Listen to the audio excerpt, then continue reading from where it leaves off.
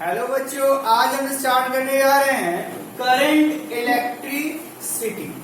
Current electricity में आप लोग करंट का फॉर्मूला तक हम आपको एक्सप्लेन कर दिए थे कि करंट कैसे निकाला जाता है।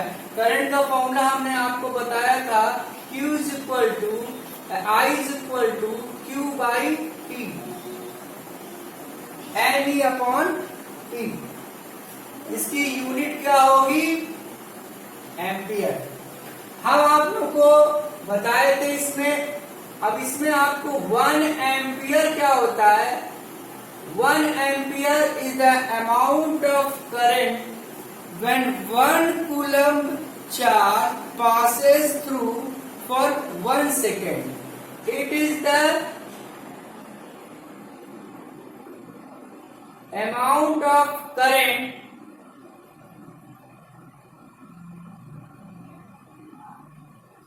when 1 coulomb charge passes for 1 second, यानी ये कहलाएगा 1 एम्पियर। और 1 कूलम्ब क्या होगा? अगर आप कूलम्ब पर प्रैक्टिकली कैलकुलेट करना है तो 1 कूलम्ब चार्ज अगर कैलकुलेट करना है, it is when 1 ampere current passes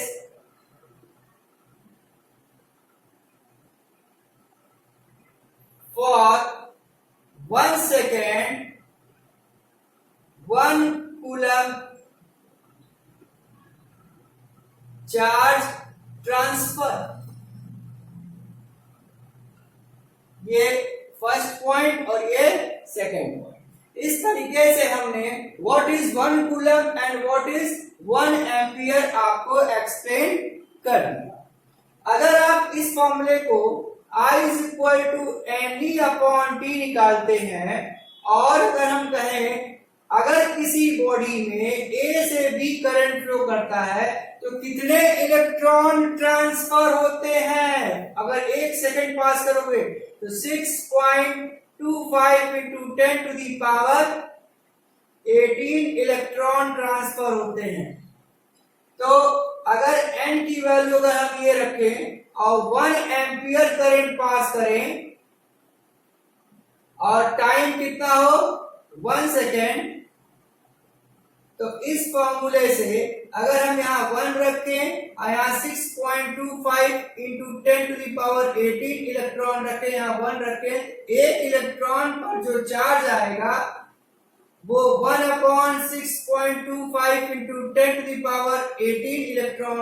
और इसको जब कैलकुलेट करेंगे तो आएगा 1.6 into 10 to the power 19 coulomb. This is the charge on 1 electron, यानी एक इलेक्ट्रॉन पर चार्ज अगर कूलम्ब में, कूलम्ब इज द यूनिट, जैसे आप किसी चार्ज मास की यूनिट केजी होती है, मीटर की लेंथ की यूनिट मीटर होती है, इसी तरह चार्ज की यूनिट होती है कूलम्ब। यानी हम इतना आपको बता दिए। अब देखिए आप लोग, यहां से हम आपको बताएंगे टाइप्स ऑफ करंट के बारे में। अगर हम लोग डिस्कशन किया जाए, व्हाट इज, कितने टाइप के करंट होते हैं? करंट आपके होते हैं 2 टाइप्स के।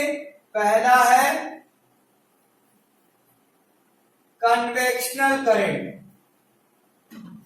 कन्वेक्शनल करंट क्या होता है?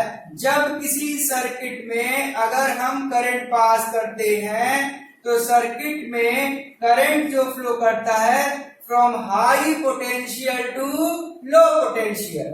हम लोग पॉजिटिव टर्मिनल को हाई पोटेंशियल करते हैं और नेगेटिव टर्मिनल को लो पोटेंशियल करते हैं। और करंट फ्लो करता है फ्रॉम हाई पोटेंशियल टू, यानी द फ्लो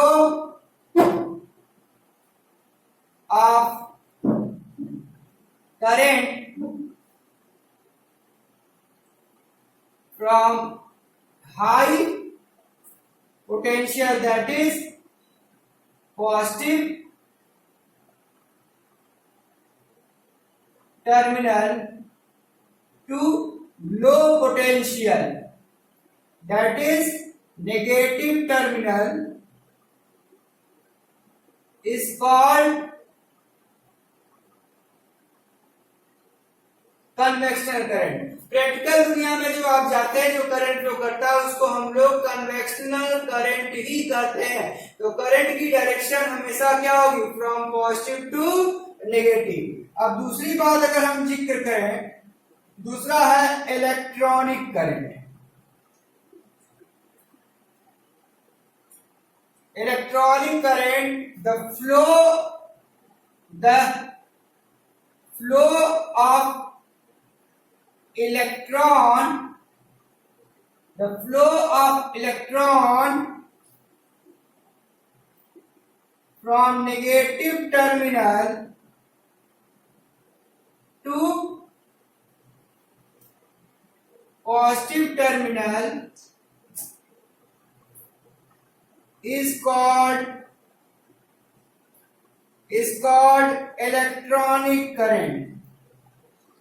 थोड़ा सा हम आपको बताना चाहते हैं कि क्या होता है आपका पॉजिटिव टर्मिनल हाई पोटेंशियल। अभी हम आपको इलेक्ट्रिक पोटेंशियल के बारे में जिक्र नहीं किए थे, तो अभी हम बताना चाहते हैं कि हाई पोटेंशियल क्या होता है और लो पोटेंशियल क्या होता है। तो हाई पोटेंशियल क्या होता है, लो पोटेंशियल क्या होता है, इसके बारे में हम डिस्कशन अब आपको करने जा रहे हैं। देखिए, हम आपको पहले ये बता दिए the current always from high potential to low potential. Potential क्या होता है ये हम बताएंगे। Electronic current is the flow of electron from negative terminal to positive terminal. अब हम आपको इलेक्ट्रिक पोटेंशियल के बारे में जिक्र करेंगे। इलेक्ट्रिक पोटेंशियल क्या होता है, जैसे मान लीजिए हमने ये सर्किट बनाया है और ये ए है और ये बी है, एक पॉजिटिव टर्मिनल है और एक नेगेटिव टर्मिनल। तो इन दोनों के बीच में एनर्जी डिफरेंस होता है। The degree of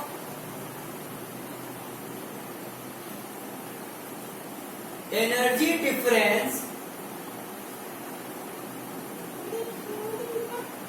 between the two electrode is called electric potential. ये हम आपको इलेक्ट्रिसिटी की दुनिया में बताए हैं। जैसे मान लीजिए कहीं पर कोई पानी रखा है, तो अगर पानी इसका लेवल यहां तक है, इसका लेवल यहां तक पानी भरा है, और इसको कनेक्ट करिए इसके दूसरे बोतल से, इसमें पानी यहां तक है, तो पानी फ्लो करेगा from high potential to low potential. यानी इसको कहेंगे हाई पोटेंशियल। यानी अगर कहीं ऐसे स्लोपिंग वाटर है तो स्लोपिंग वाटर भी इस तरफ फ्लो करेगा, इसको कहेंगे हाई पोटेंशियल। या हाइट की वजह से पोटेंशियल, यहाँ पर एनर्जी किस पर डिपेंड है, हाइट ऑफ द वाटर। और इस केस में एनर्जी जो है किस पर डिपेंड है, चार्ज डिफरेंस पर। यानी जिसका जो पॉजिटिवली चार्ज होगा, जो इलेक्ट्रॉन डिफिशिएंट होगा, वो कराएगा पॉजिटिव यानी कि हाई पोटेंशियल, और जो electric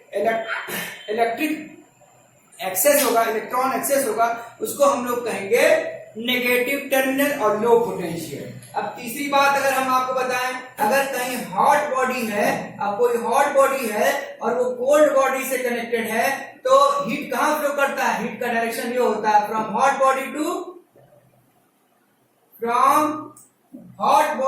cold body, from hot body to cold body. तो यहां पर क्या होगा, हीट फ्लो करेगा यहां पर, यानी पोटेंशियल क्या हो गया, हीट फ्लो। यानी हम आपको थोड़ा सा एक्सप्लेन करना चाहते हैं कि क्या होता है एक्चुअली में एनर्जी डिफरेंस। एनर्जी डिफरेंस कहीं हीट होगा तो कहीं लेवल ऑफ वाटर हुआ, और यहां पर चार्ज डिफरेंस की वजह से आप एनर्जी डिफरेंस क्रिएट करेंगे। तो हम ये कहेंगे, जो बुकिश डेफिनेशन है, आप इलेक्ट्रिक पोटेंशियल का डेफिनेशन लिखेंगे। इलेक्ट्रिक पोटेंशियल, इसको डिनोट कैसे करते हैं, इलेक्ट्रिक पोटेंशियल को हम लोग V से डिनोट करते हैं। It is denoted by V, पहली बात। अब इलेक्ट्रिक पोटेंशियल जब आप डिफाइन करेंगे, it is the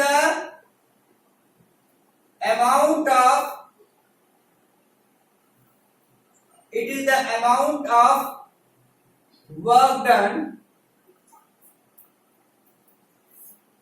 to take a unit positive charge from infinite to that point। इसका मतलब ये समझे कि अगर कोई चार्ज को इनफाइनाइट डिस्टेंस से अगर हम कहीं पर ले आ रहे हैं तो जितना वर्क डन करेंगे this is called electric potential. आप लोग कहेंगे वहां एनर्जी बताया जाए, भाई बिना एनर्जी के आप क्या वर्क डन कर पाते हैं? पहले एनर्जी आती है तब work. Energy is the internal thing and work done हमें दिखता है। तो जो चीज हमें दिखता है उसी चीज को हम एक्सप्लेन कर सकते हैं। यानी electric potential is the amount of work done to take a unit positive charge from infinite to that point. यानी कि ये कहलाएगा इलेक्ट्रिक पोटेंशियल। क्लियर? और पोटेंशियल डिफरेंस की बात करें, इसको भी हम लोग किससे डिनोट करेंगे? V से। तो it is the amount of work done to take a unit positive charge from one point to another point and other point। यानी इसमें अगर कोई पॉइंट फिक्स है, मान लो ये 2 पॉइंट है, ये पॉजिटिव हो गया और ये नेगेटिव हुआ, तो यहां पर जो हम क्रिएट जो सर्किट में दिखाएंगे ये पॉजिटिव हुआ, ये नेगेटिव हुआ, तो दोनों का एंड हमको मालूम है। तो इस केस में हम लोग क्या कहेंगे? ये कहलाएगा पोटेंशियल डिफरेंस। अगर एक पॉइंट हमको पता नहीं है तो ये कहलाएगा इलेक्ट्रिक पोटेंशियल।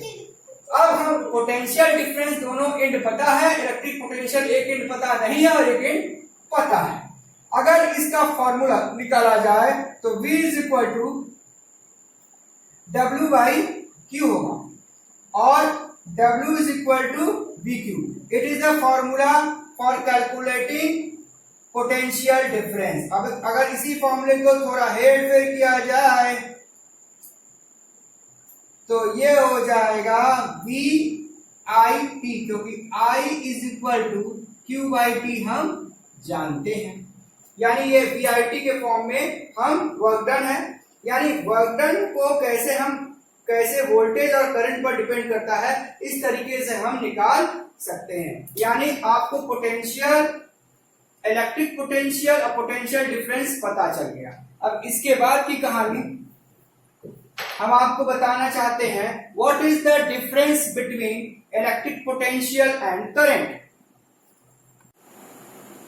देखिए अब हम आपको बताने वाले हैं difference between current and potential difference. Current, देखिए द फ्लो ऑफ चार्ज, अगर हम कहें अगर कोई A से B flow of charge, rate of flow of charge, यानी rate of flow of charge अगर हम एक्सप्लेन करें तो ये क्या होगा? करंट, पहली बात। दूसरी बात पोटेंशियल डिफरेंस क्या होता है? पोटेंशियल डिफरेंस एनर्जी डिफरेंस होता है। यही कारण बनता है कि ये करंट फ्लो करेगा। अगर करंट तभी फ्लो कर सकता है जब तक दो एंड के बीच में पोटेंशियल डिफरेंस ना हो। जब दो एंड के बीच में पोटेंशियल डिफरेंस होता है तभी फ्लो करता है। यानी potential difference are responsible for passing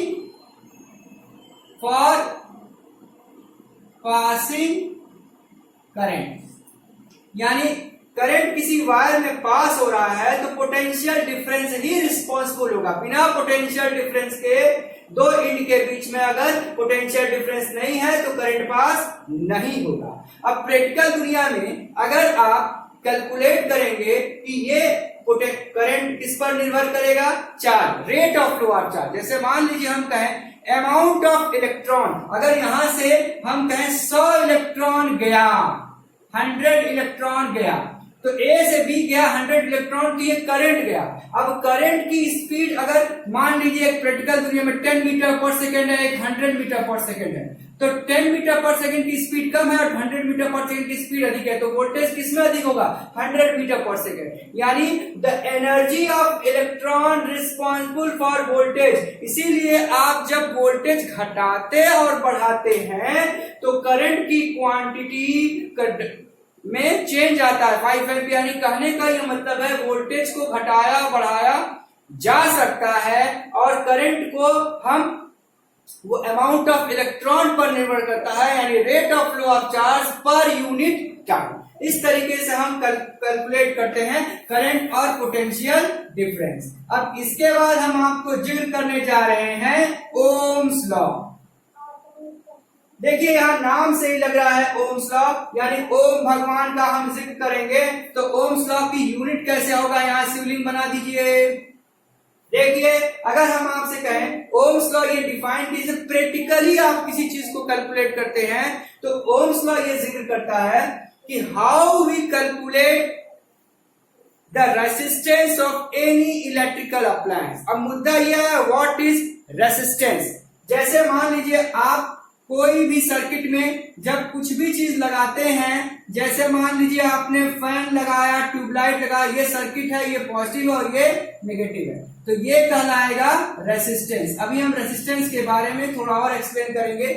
resistance is the property which oppose the flow of current. Resistance अगर आपको प्रैक्टिकली निकालना है तो आप किस पर डिपेंड करते हैं? Resistance oppose the flow of current. यानी कहने का ये मतलब है जैसे कोई भी इलेक्ट्रिकल अप्लायंस, जैसे हीटिंग इफेक्ट हुआ, फैन हुआ, ट्यूबलाइट हुआ, ये सब एक रेसिस्टेंस है। आप अगर इसको सर्किट डायग्राम में दिखाएंगे तो फैन हुआ, ट्यूबलाइट हुआ,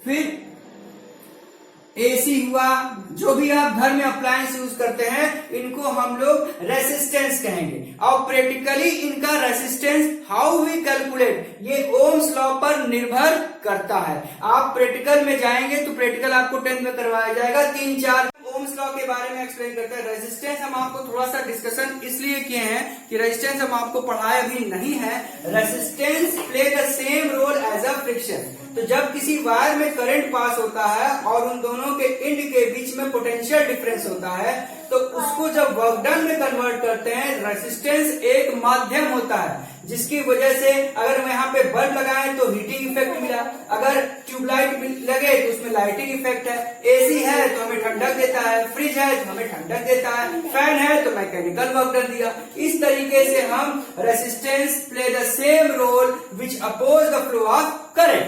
यानी कहने का मतलब यह है कि ओम्स लॉ कहते हैं under similar condition of temperature and pressure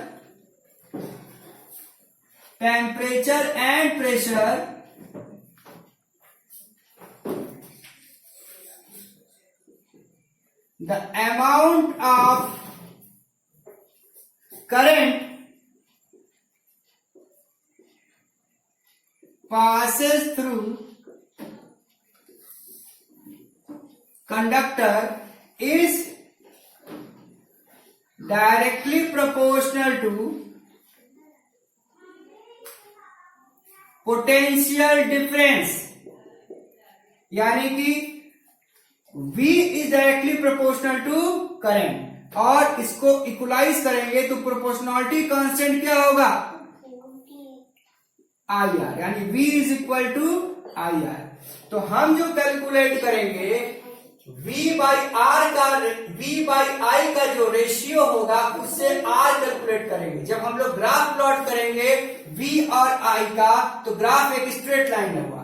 यानी क्यों स्ट्रेट लाइन है? क्योंकि ये directly proportional to potential difference है। V is directly proportional to potential difference and the slope of V and I graph क्या represent करेगा? रेसिस्टेंस। यानी अगर कहीं पर आप अलग अलग कंडीशन में, मान लीजिए यहां पर करंट पास कर रहे हैं, यहां 5 एम्पियर करंट पास कर रहे हैं और यहां वोल्टेज कितना है 10 वोल्ट, और यहां पर अगर आप 10 एम्पियर करंट पास कर रहे हैं, यहां वोल्टेज कितना है 20 वोल्ट। तो इस केस में स्लोप निकालेंगे,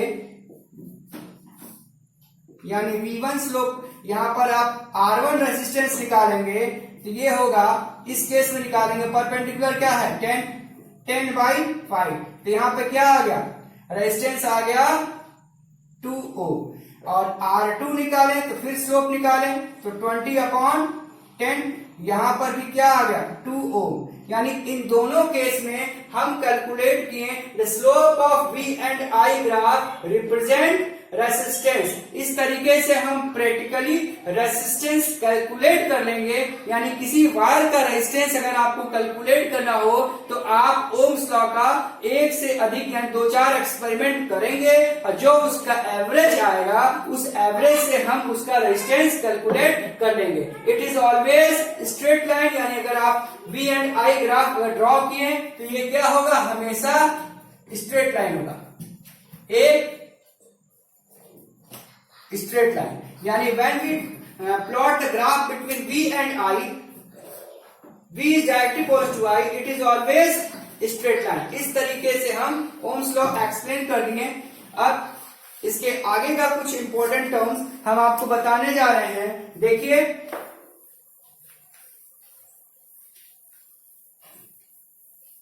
अब आप लोगों को समझना है, हेडिंग डालिए आप लोग, सम इंपॉर्टेंट सर्किट डिनोटेशन। यानी सर्किट डायग्राम में जब आप कॉपी में किसी सर्किट को दिखाएंगे तो कैसे दिखाएंगे। देखिए, कॉपी में जब आप सर्किट को दिखाएंगे तो ये डिपेंड करता है कि आप रेसिस्टेंस, अगर आपको रेसिस्टेंस दिखाना है तो ये क्या, अगर इस तरह डिनोट करेंगे सर्किट। देखिए, इलेक्ट्रिकल सर्किट डिनोटेशन क्या होता है।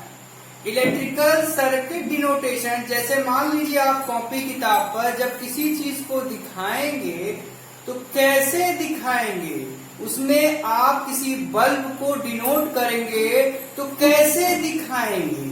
तो बल्ब को दिखाने का तरीका देखिए, ऐसे आप ये डिनोट कर दीजिए, अटैच कर दीजिए, तो ये क्या होगा बल्ब। अगर आप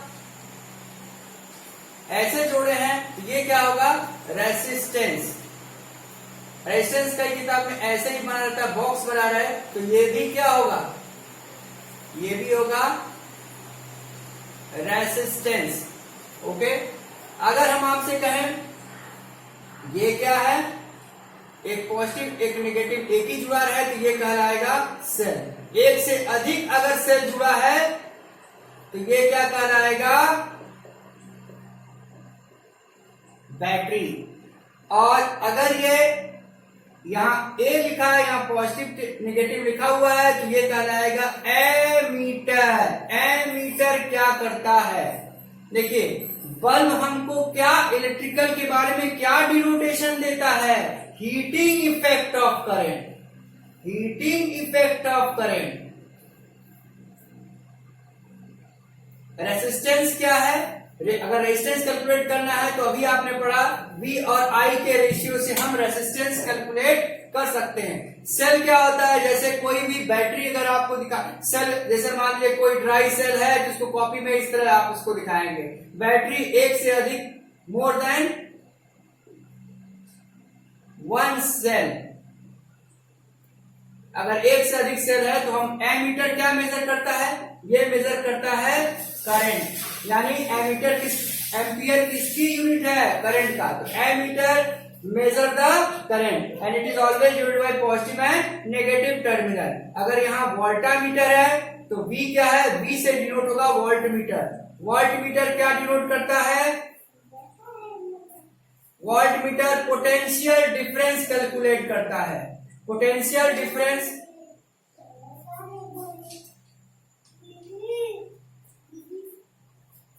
पोटेंशियल डिफरेंस कैलकुलेट करता है।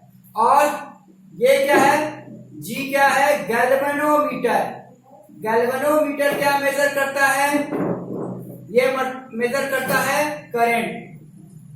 अगर एक स्मॉल करंट को भी एक्यूरेटली मेजर करना है, स्मॉल करंट को एक्यूरेटली मेजर करना है, तो हम गैल्वेनोमीटर का यूज करते हैं। गैल्वेनोमीटर में पॉजिटिव और नेगेटिव टर्मिनल नहीं लिखा रहता है, और कहने का मतलब यह है गैल्वेनोमीटर में हम पॉजिटिव नेगेटिव टर्मिनल को डिनोट नहीं करते हैं। अगर आपको की दिखाना है तो की अगर ऐसे है या ऐसे है, ये जुड़ा हुआ है, तो ये कहलाएगा क्लोज की। यानी जब आप किसी सर्किट को क्लोज की, यानी कि अगर आप स्विच ऑन रखते हैं तो सर्किट डायग्राम में इसको ऐसे दिखाएंगे। अगर यहां पर ऐसे हुआ है और ये ऐसे है, ये जुड़ा नहीं है, ये कहलाएगा ओपन की। इस तरीके से आप ओपन की और क्लोज की को दिखाएंगे। अगर आप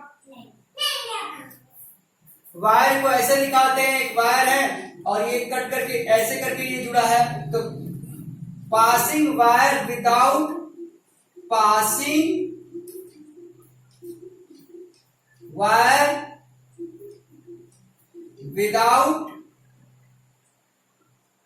टचिंग।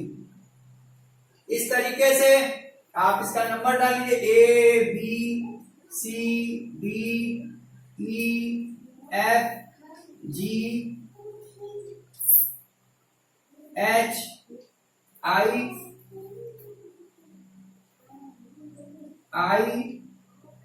J फिर K। इस तरीके से हम इसको डिनोट करेंगे। अब कोई देखिए, इस तरीके से हम एनर्जी मैक्सिमम यही केस डिनोट किए जाते हैं। अगर आप कहा जाए इलेक्ट्रिक बेल को डिनोट करना है तो आप ऐसे लीजिए और यहां पर